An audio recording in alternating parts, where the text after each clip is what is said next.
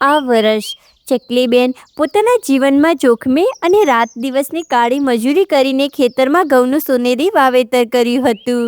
જ્યારે ખેતર લણણી માટે તૈયાર થયું અને મધ પવનમાં ઘઉંના ડુંડા સોનાની જેમ લચકવા લાગ્યા, ત્યારે ચકલીબેન પોતાના વહાલા બચ્ચા સાથે પાકનું નિરીક્ષણ કરવા આવ્યા હતા. અરે વાહ મમ્મી વાહ, જરા જુઓ તો ખરા, આપણા ખેતરમાં ઘઉંના ડુંડા કેવા સોનાની જેમ લચકી રહ્યા છે અને પવનની મંદ લહેરો સાથે નાચી રહ્યા છે. મમ્મી, મને તો પાક્કી ખાતરી છે કે આખા જંગલમાં આપણા જેવો શ્રેષ્ઠ અને સોનેરી પાક કોઈને નથી થયો, અને આ બધું તારી રાત દિવસની મહેનતનું જ ફળ છે. હવે આપણે અનાજ કે ખોરાકની શોધમાં આમ તેમ ભટકવું નહીં પડે અને કોઈની પાસે કરગવું પણ નહીં પડે.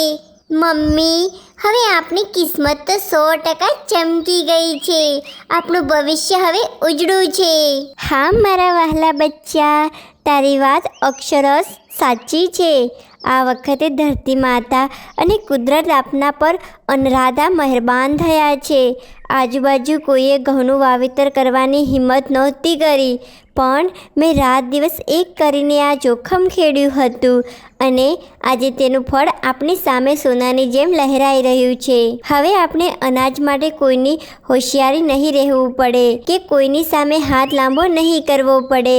આ પાક આપણને આવનાર 3-4 વર્ષ સુધી આરામથી ચાલશે અને આપણે ક્યારે ભૂખ્યા પેટે નહીં સૂવું પડે બેટા.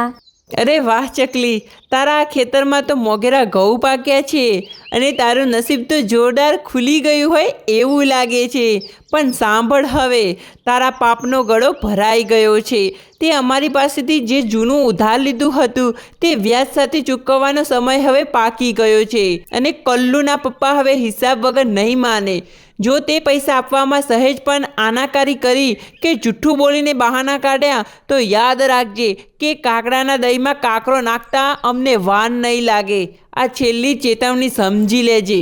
અરે કાકડી બેન, તમે આટલી બધી ઉતાવળ કેમ કરો છો અને આટલા ઉશ્કેરાઈ કેમ જાઓ છો? મને બસ માત્ર 2 થી 3 દિવસની મોહલત આપો. હું અત્યારે જ આ ઘઉંની લણણી કરવાની પૂરી તૈયારી કરી રહી છું અને મજૂરોની પણ વ્યવસ્થા કરું છું. આ પાક હવે પૂરેપૂરો તૈયાર છે. જેવો હું તેને બજારમાં જઈને વેચીશ કે તરત જ જે પણ પૂરેપૂરી કિંમત આવશે તે હું તમારા હાથમાં મૂકી દઈશ. તમારી પાસેથી જે રકમ મેં ઉધાર લીધી છે તે મને પણ હૈયા પર પથ્થર જેવી ભારે લાગે છે, અને મારે પણ એ દેવાનો બોજ જલ્દીથી ઉતારવો છે. જો ચકલી, જો તારે 2 થી 3 દિવસનો સમય જોતો હોય, મારી એક બહુ આકરી શરત ફરજિયાત મંજૂર કરવી પડશે, તો જ અમે તને વધુ સમય આપીશું. જો 3 દિવસની અંદર તે અમારા ઉધારના પૈસા વ્યાજ સાથે પાછા ના આપ્યા તો આ તારી જંગલની જમીન હંમેશા માટે કાયદેસર રીતે અમારી થઈ જશે. જો તું પૈસા ના લાવી શકી તો આ ખેતરનો એક કટકો પણ તારો નહીં રહે. બોલ ચકલી, તારી આ જમીન દાવ પર લગાવવા માટે તૈયાર છે? કાગડી બેન, મને તમારી આ આકરી અને અન્યાય શરત પૂરી મંજૂર છે, કારણ કે મને મારી કાળી મહેનત અને ભગવાનની કૃપા પર અખંડ ભરોસો છે. જો હું નિર્ધારિત 3 દિવસની અંદર તમારી બધી જ કિંમત વ્યાજ સાથે ના ચૂકવી શકું તો આ મારી વહાલી જમીન ભલે તમારી થઈ જાય, હું પણ એક શબ્દ પણ નહીં બોલું. આ લહેરાતો પાક અને આકાશમાં ઊભેલો સૂરજ સાક્ષી છે કે હું મારું આપેલું વચન કોઈ પણ ભોગે પાડીશ અને તમારી પૈસા પરત કરીશ. બસ હવે મને મારા કામે લાગવા દો. વાહ ચકલી, તે તો આજે બહુ મોટી હિંમત બતાવી છે અને પોતાની કિંમતી જમીન દાવ પર લગાવી છે. પણ યાદ રાખજે કે આ તારું બચ્ચું અને મારી કાગડી બંને આ સોદામાં પાકા સાક્ષી છે. કાલે ઉઠીને એમ ના કહેતી કે આ જમીન મારી માલિકીની છે અને મને પાછી આપી દો, કારણ કે પક્ષીઓના સમાજમાં એક બાન જુબાન આપી દીધી એટલે પૂરું થઈ ગયું. જો તું આ કિંમત ચૂકવવા માટે સહેજ પણ નિષ્ફળ રહીને તો આ તારી જમીન કાયમ માટે અમારી થઈ જશે અને આમાં અમારો અધિકાર થઈ જશે. તારે રજળતા થવું પડશે. આ કોઈ રમતની વાત નથી ચકલી. કાગડા અને કાગડીની કુટિલ ચતુરાઈ અને જમીન હડપવાની પાપી લાલચમાં ભોળા ચકલીબેન સાવ ફસાઈ જાય છે. પોતાની એકમાત્ર જમીન બચાવવા માટે તેઓ કાગડા સાથે જીવલેણ સોદો કરી બેસે છે. કાગડો ગયા પછી ચકલીબેન ગંભીર ચિંતાના વમળમાં ડૂબી ગયા કે આટલું મોટું ખેતર એકલા હાથે આટલા ટૂંકા સમયમાં કેવી રીતે વઢાશે. તેમને રાત દિવસ એક જ વિચાર સતાવવા લાગ્યો કે જો 3 દિવસમાં કામ પૂરું નહીં થાય તો તેમની પૂર્વજોની જમીન હંમેશા માટે છીનવાઈ જશે. મમ્મી મમ્મી મને હવે બહુ બીક લાગે છે. આપણે આપણી આ વહાલી જમીનને પેલા લુચ્ચા કાગડા પંજામાં કેવી રીતે બચાવી શકીશું તે મને સમજાવો. જો આપણે નિર્ધારિત 3 દિવસમાં પૈસાની વ્યવસ્થા ના કરી શક્યા તો કાગડો આપણું ઘર અને ખેતર બંને જબરદસ્તીથી છીનવી લેશે. પેલી કાગડી તો કેવો ઝેરીલા અને કડવા વેન બોલતી હતી અને આપને ડરાવતી હતી. મને તો એ બંનેની દાનત જ સાવ ખોટી અને કપટી લાગે છે. મમ્મી હવે આપણે જરાય મોડું કર્યા વગર અત્યારે જ કામ શરૂ કરવું પડશે, નહીતર બહુ મોડું થઈ જશે. હા મારા વહાલા બચ્ચા, તારી ચિંતા વ્યાજબી છે. આપણે આવતીકાલથી જ સૂર્ય ઉગે તે પહેલાં ખેતરમાં ઘઉં વાઢવાનું ભગીરથ કામ શરૂ કરી દેવું પડશે. પણ આટલું મોટું ખેતર એકલા હાથે આપણા બેથી નહીં પહોંચાય, એટલે મારે જંગલમાં જઈને કેટલાક મજૂર પક્ષીઓની મદદ લેવી પડશે, તો જ આટલો મોટો પાક સમયસર વઢાશે. બેટા, હું અત્યારે જ મજૂર શોધવા માટે જંગલમાં જાઉં છું. ત્યાં સુધી તું અને તારી બહેન ઘરની બહાર ના નીકળતા, કારણ કે શિકારી પક્ષીઓ તાકીને બેઠા હોય છે. સાવધાન રહેજો. હું હમણાં જ પાછી આવી છું. ચકલીબેન મજૂરની શોધમાં વ્યાકુળ વ્યાકુળ થઈને જંગલમાં ખૂને ખૂને ભટકે છે, પણ ક્યાંયથી મદદનું કિરણ દેખાતું નથી. છેવટે થાકીને ઉડતા ઉડતા તેઓ પર પોકારી પોપટભાઈના આંગણે પહોંચે છે. અરે આવો ચકલીબેન આવો, તમે તો આજે ઘણા લાંબા સમય પછી અમારા ઘરે પધાર્યા છો. પધારો પધારો, તમને તો જોઈને બહુ જ આનંદ થયો. અહીં બેસો. હું હમણાં જ તમારા માટે વરાળ નીકળતી ગરમા ગરમ ચા બનાવું છું. અને તમારે આજે તો અહીં જમીને જ જવાનું છે, એ નક્કી જ છે. ઘણા લાંબા સમયે મુલાકાત થઈ છે, એટલે જરા નિરાધાર થઈને બેસીને અહીંયા સુખ દુઃખોની વાતો કરીએ. બોલો, તમારા ઘરે બધું કુશળ મંગળ તો છે ને? ખેતીવાડી અને બચ્ચાઓ કેમ છે? ઘઉંનો પાક કેવો થયો છે? અરે પોપટભાઈ, તમારી ઉદારતા અને આ સુંદર મહેમાન ગતિ બદલ હું અંતકરણથી આભાર માનું છું. પણ અત્યારે મારો જીવ બહુ મોટી મૂંઝવણમાં ફસાયો છે. હું અહીં અત્યારે ચા પીવા કે જમવા માટે નથી આવી, પણ મારે તાત્કાલિક ઘઉં વાઢવા માટે કેટલાક મજૂર પક્ષીઓની સખત જરૂર છે. મારા ખેતરમાં ઘઉંનો પાક લહેરાઈને તૈયાર છે અને મારે તેને ગમે તે ભોગે 2 દિવસમાં વઢાવવો પડશે, નહીતર કાગડો મારી પૂર્વજોની જમીન હડપી લેશે. મહેરબાની કરીને મને મદદ કરો પોપટભાઈ, મારું સર્વસ્વ દાવ પર લાગેલું છે. ચકલીબેન, ખરેખર કહું તો અત્યારે મારા ધ્યાનમાં એવું કોઈ મજૂર પક્ષી નથી, કારણ કે અત્યારે તો બધા જ પોતપોતાની ખેતીમાં અને બીજા કામમાં વ્યસ્ત છે. તમે જરાય ગભરાશો નહીં કે હિંમત હારશો નહીં. ઈશ્વર પર ભરોસો રાખીને કાલથી ઘઉં વાટવાની હિમાયત શરૂ કરી નાખો અને મહેનત કરો. જો મારી કોઈ બીજી જરૂર હોય કે પૈસાની સગવડ ઓછી પડે તો મને ચોક્કસ યાદ કરજો. હું તમારી દરેક ખરાબ પરિસ્થિતિમાં તમારી સાથે જ છું. હિંમત રાખજો અને આગળ વધજો. ભગવાન તમારી સાથે જ છે. બિચારી ચકલીબેન મજૂર શોધવા માટે વલમાં મારી રહ્યા હતા, ત્યારે બીજી બાજુ જ કાગડો અને કાગડી તેમની પાયમાલીની ભયાનક યોજના ઘડી રહ્યા હતા. અરે વાહ કાગડા વાહ, તે શું ગજબનું શેતાની મગજ ચલાવ્યું છે. આ વખતે તો આપણી 5 આંગળીઓ ધીમા છે અને ચાંદી જ ચાંદી થઈ જવાની છે. ચકલી પાસેથી આપણે આપણા જૂના પૈસા તો વસૂલ કરી જ લેશું, પણ સાથે સાથે તેની આ કિંમતી જમીન પર મફતમાં આપણી થઈ જશે. 3 દિવસમાં એ બિચારી એકલી ક્યાંથી આટલા બધા ઘઉં વાળીને બજારમાં વેચી શકવાની છે? હવે તો આ સોના જેવું લહેરાતું ખેતર આપણું જ સમજો. અરે કાગડી, તું ચકલીને હજુ બરાબર ઓળખતી નથી. એ બહુ જ હિંમતવાળી અને બહુ મગજવાળી છે. કદાચ 2 દિવસમાં રાત દિવસ એક કરીને ઘઉં વેચીને પણ તે જ ગમે ત્યાંથી પૈસાની વ્યવસ્થા કરીને આપણને પાછા આપી દેશે. તો આપણી આ જમીન હડપવાની બધી જ યોજના ધૂળમાં મળી જશે. પણ મારી પાસે અત્યંત એક એવી ખતરનાક અને જોરદાર યોજના છે કે તેની જમીન તો શું, તે ઘઉંનો એક દાણો પણ બજારમાં લઈ જઈને વેચી નહીં શકે. યોજના એકદમ સાદી અને સચોટ અને ભયાનક છે.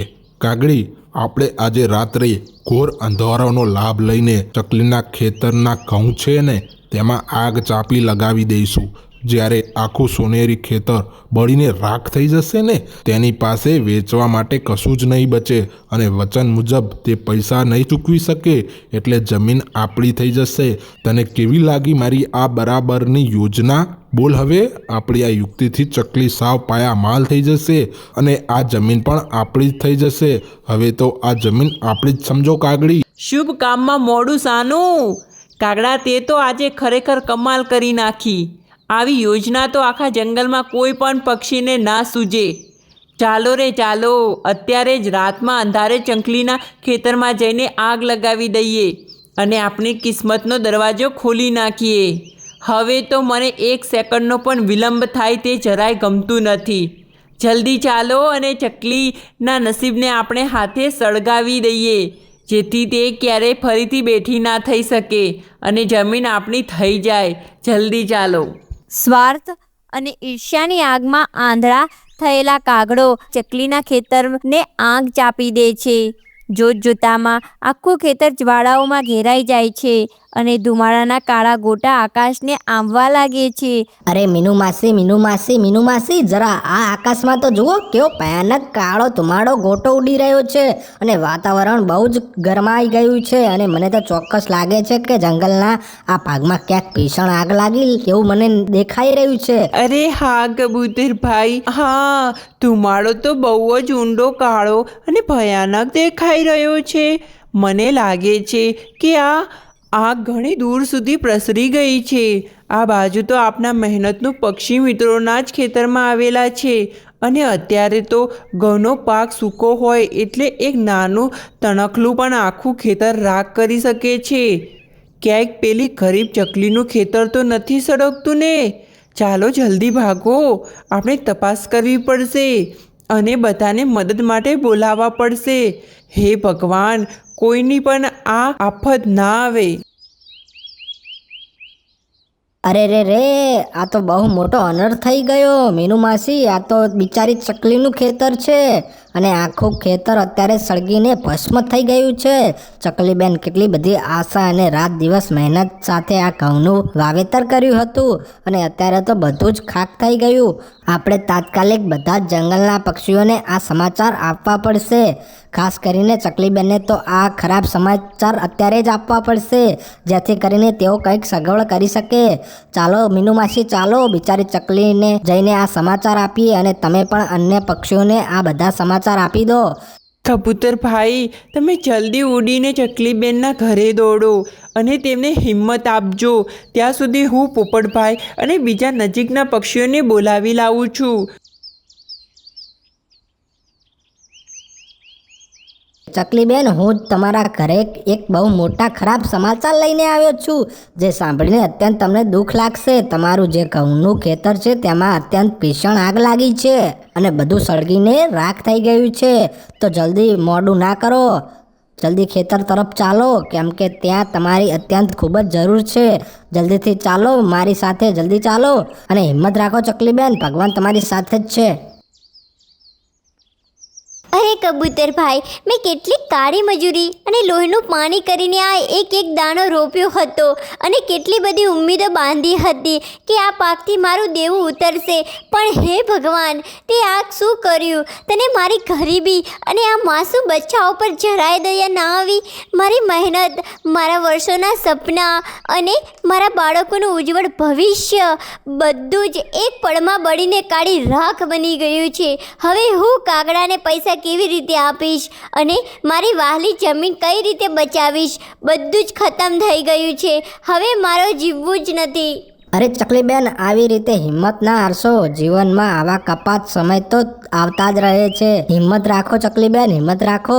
અને તમારા બંને માસૂમ બચ્ચા ઉપર તો જુઓ, તમે કદાચ આવું કરશો તો પછી તેમના ઉપર શું વીતશે? અત્યારે આ મતલબી જમાનામાં કોઈ કોઈનું નથી, તમને ખબર તો છે ને? એટલે અત્યારે તમે હિંમત રાખો ચકલીબેન. આજે તો જુઓ કે આજે આ ખેતર નથી તો કાલે તો આવી જ જશે. આ મહેનતમાં તો તમે પાછા પડે એવા લાગતા જ નથી ચકલીબેન. એટલે કહું છું કે ખેતર તો આજે છે અને કાલે નથી ચકલીબેન. એટલે તમારે હિંમત હારવાની જરૂર જ નથી. તમે મહેનત કરીને આવા ખેતરો તો 10 ઊભા કરી શકો છો.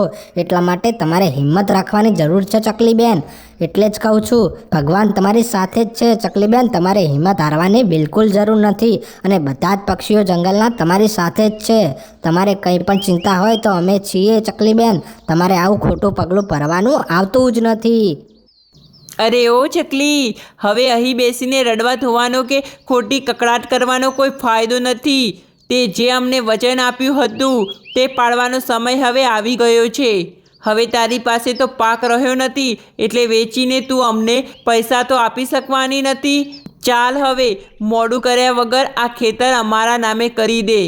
અમે તો અહીં જમીનને કબજો લેવા જ આવ્યા છીએ. હવે વધારે ડ્રામા કર્યા વગર આ જમીન સોંપી દે અને રસ્તો પકડ.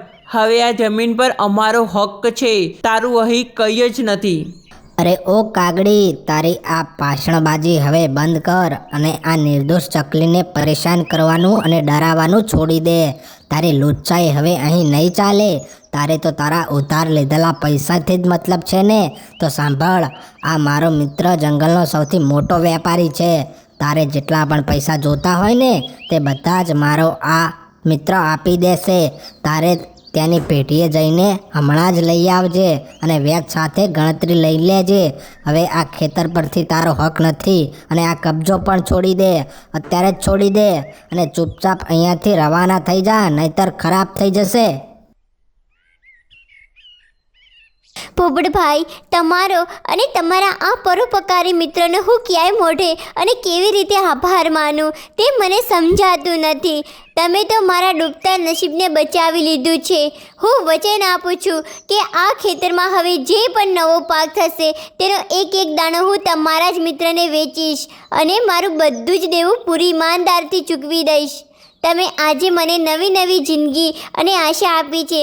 તમારો આ ઉપકાર હું 7 જન્મ સુધી નહીં ભૂલું. ખૂબ ખૂબ આભાર પોપટભાઈ. ચકલીબેન ફરીથી હિંમત ભેગી કરીને નવી આશા અને જોશ સાથે ખેતીમાં વળગે છે અને તેમનું જીવન ફરીથી સુખ શાંતિ અને સમૃદ્ધિથી ખીલી ઉઠે છે.